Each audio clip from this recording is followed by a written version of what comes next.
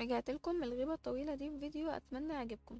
فيديو النهاردة عن مقبرة من مقابر النبلاء في الدولة القديمة. يعني هاخدكم في جولة كده لحد المقبرة دي، ومبدئيا كده هقول لكم معلومات بسيطة عنها قبل ما ندخل للمقبرة. المقبرة دي هي بتاعت واحد من النبلاء اسمه تي، كان عايش في الأسرة الخامسة في عصر الدولة القديمة. وكان تي ده وزير وبيشغل مناصب كتيرة ومرموقة في الدولة القديمة، زي ان هو كان مشرف على اهرامات ومعابد الشمس في ابو سير، وكان مشرف على بناء اهرامات الملك نفر اير كارع، وكمان كان مشرف على هرم ني أسر رع، وبرضه كان مشرف على معابد ساحورع. وكان ليه ألقاب كتيرة، زي ان هو كان واخد لقب كبير مصففي الشعر في القصر الملكي، وبرضه كان واخد لقب الصديق الفريد للملك. وعشان كده هو قدر ان هو يبني مقبرة كبيرة لنفسه زي ديت. فتعالوا بقى ندخل للمقبرة ونشوفها من جوه. بس اعملوا لايك للفيديو وشير وكومنتات كتير، يعني شجعوني كده عشان انزل لكم فيديوهات على طول. عشان ما اطولش عليكم، يلا نروح للمقبرة وندخلها ونشوفها من جوه.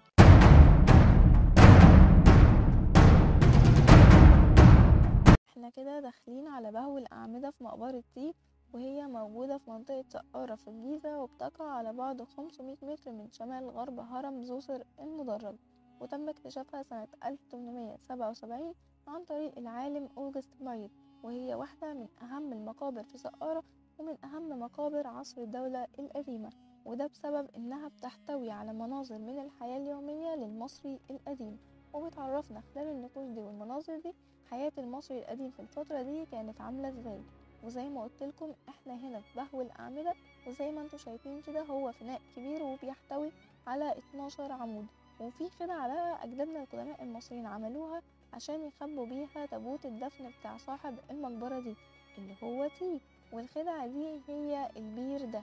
الكهنة عملوا البير ده عشان يحطوا فيه التابوت بتاع تي، والبير ده تحت الأرض. فتعالوا ننزل سوا نشوفه. اهو تعالوا بقى ننزل على السلالم دي السلالم اللي هتنزلنا لأوضة الدفن جوه اللي كان محطوط فيها التابوت. وانا هنا بوريكوا قد ايه السقف مسافته قريبة من الارض، يعني السقف قصير قوي وقريب من الارض. وانا حرفيا عشان ادخل اشوف الاوضه جوه بعد ما نزلت السلالم دي كنت بزحف بجد، يعني انا عشان امشي في الممر اللي انتوا شايفينه ده، الممر ده هو اللي هيدخلنا الاوضه جوه، فعشان امشي فيه كنت بزحف، لان زي ما انتوا شايفين كده ضيق والسقف بتاعه قصير. فبجد ما فيش اي حل غير ان احنا نزحف عشان ندخل جوه. ودي اهي الاوضه بتاعه الدفن اللي كان موجود فيها التابوت بتاعتي، بس للاسف التابوت لما اكتشفناه فاضي، ما كانش فيه اي حاجه، هو التابوت بس كان موجود فاضي، ما كانش فيه موميا ولا اي حاجه. وبس كده، ده شكل الاوضه، ما فيهاش حاجه تاني. فهنطلع علشان ما نتخنقش، لان ما فيش هوا كويس جوه، فلو قعدنا جوه شويه كمان هنتخنق. وهنا اهو طالعين، ده برضو يعني الممر زي ما انتم شايفين كده السقف قصير قوي. وانا طالعه هنا حرفيا كنت بتخبط بجد، يعني انا فعلا اتخبطت في راسي كذا مره. والمره دي اهي، المره دي فعلا اتخبطت جامد قوي في راسي، بس الحمد لله عدت على خير. وكده خلاص هنطلع بقى نشوف بقيه المقبره ونشوف النقوش بتاعه المقبره من جوه، فيلا نشوفها.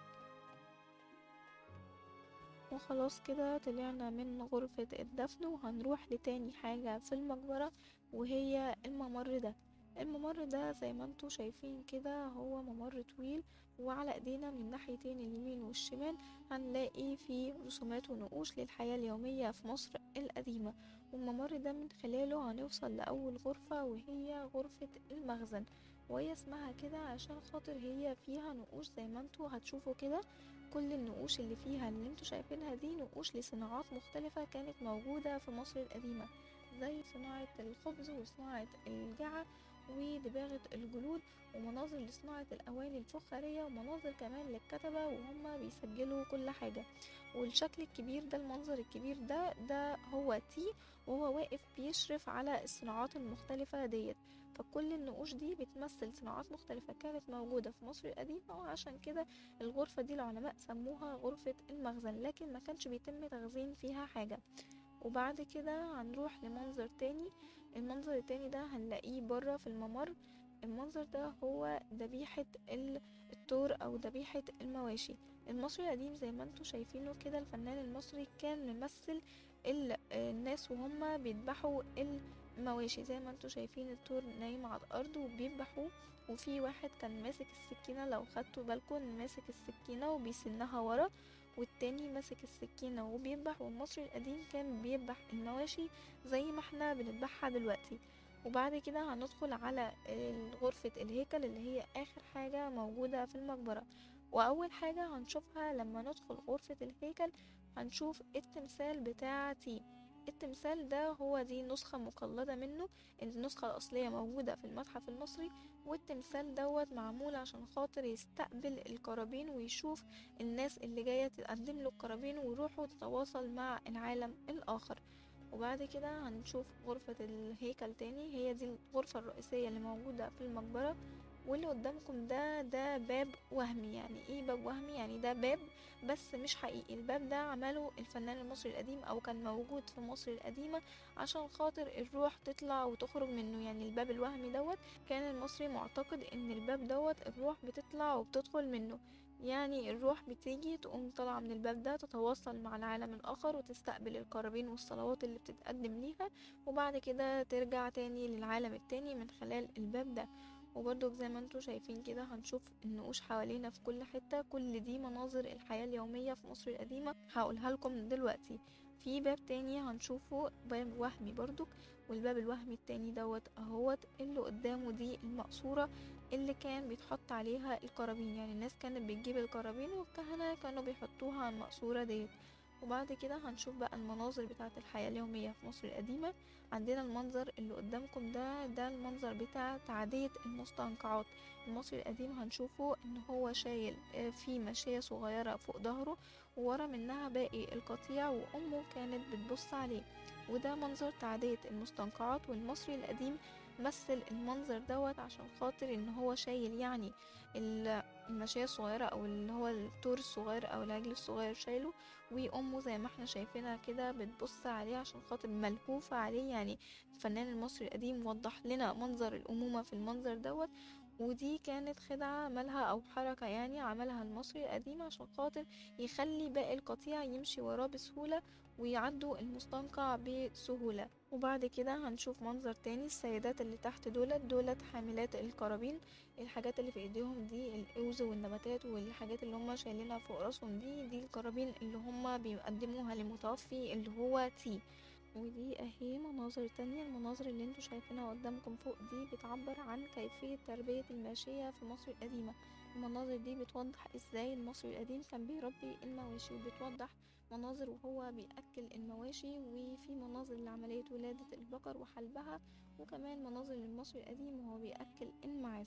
بعد كده هنروح لجزء تاني من غرفة الهيكل، والجزء ده اللي احنا شايفينه قدامنا دي مناظر للزراعة في مصر القديمة، الزراعة والحصاد في مصر القديمة. وبعد كده هنلاقي الشخص الكبير ده تي صاحب المقبرة وجنب منه زوجته عشان تدعمه.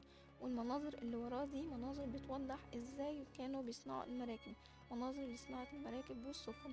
وده اهو تي وهو قاعد بيشرف على الصناعات اللي بتتعمل ديت، وجنب منه زوجته عشان تدعمه وقاعدة معاه برضو بتشرف معاه على الصناعات اللي كانت بتتعمل، سواء بقى صناعة السفن والمراكب ولا تربية المواشي أو الزراعة. وعندنا منظر تاني جميل، المنظر اللي قدامكم ده منظر الإبحار في قلب النيل.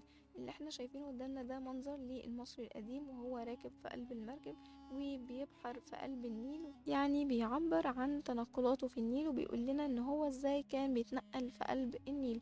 والفنان المصري القديم برع في تحديد ملامح المنظر دوت. وزي ما احنا شايفين التمساح بجسمه موجود في قلب المية بتاعة النيل، والمصريين على القارب بيبحروا في النيل. المناظر بتاعة المقبرة دي كلها مناظر من الحياة اليومية في مصر القديمة. يعني حياة المصري القديم في الفترة دي في الدولة القديمة كانت عاملة كده. ودي معظم المناظر اللي كانت موجودة في المقبرة. وكده كل المناظر المهمة خلصت وخلاص. هنطلع من المقبرة هنطلع تاني من نفس الممر اللي احنا دخلنا منه وعشان نطلع من المقبرة دي. ودي كده مقبرة تي في سقارة، من أهم مقابر سقارة اللي بترجع للأسرة الخامسة. ولو عجبكم الفيديو ما تنسوش تعملوا لايك وتشتركوا في القناة وتفعلوا زر الجرس لو لسه ما اشتركتوش، وما تنسوش تسيبولي كومنت حلو تشجعوني فيه. واشوفكم على خير في فيديو جديد.